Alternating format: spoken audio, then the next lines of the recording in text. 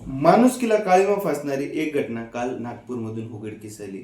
तर एक इसम चक्क आपल्या पत्नीचा मृतदेह बाईकवर बांधून नेताना दिसला आणि ती व्हिडिओ सध्या सोशल मीडियामध्ये खूप जास्त व्हायरल झाली होती।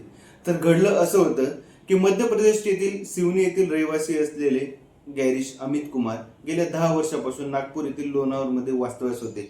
तर ते रक्षाबंधनाच्या दिवशी आपल्या पत्नीला घेऊन देवलापार रस्त्याच्या मार्गे आपल्या गावी निघाले होते आणि गावी जात असताना देवलापार रस्त्याच्या मोरफाटा या हद्दीत त्यांच्या बाईकला एका अज्ञात वाहकाने मागून कट मारला। या कट मारण्यामुळे त्यांच्या ज्या पत्नी होत्या त्या बाईकवरून खाली पडल्या आणि खाली पडत्याच मागून येणाऱ्या एका भरधाव ट्रकने त्यांच्या पत्नीला चिरडलं। आता चिरडल्या गेल्यानंतर त्यांनी अनेक वाहनांना रिक्वेस्ट केल्या त्यांच्या पत्नीला हॉस्पिटलला नेण्यासाठी, बऱ्याच लोकांच्या विनवण्या केल्या, पण कोणीही थांबण्यास तयार नव्हते किंवा त्यांना मदतीचा हात देत नव्हते। याचंच त्यांना खूप जास्त वाईट वाटलं आणि त्यांनी शेवटी मनाचा मोठा खंबीरपणा करत आपल्या पत्नीला बाईकवर ठेवलं, दोरीने बांधले आणि तसेच ते त्यांच्या पत्नीला घेऊन त्यांच्या गावाकडे निघाले।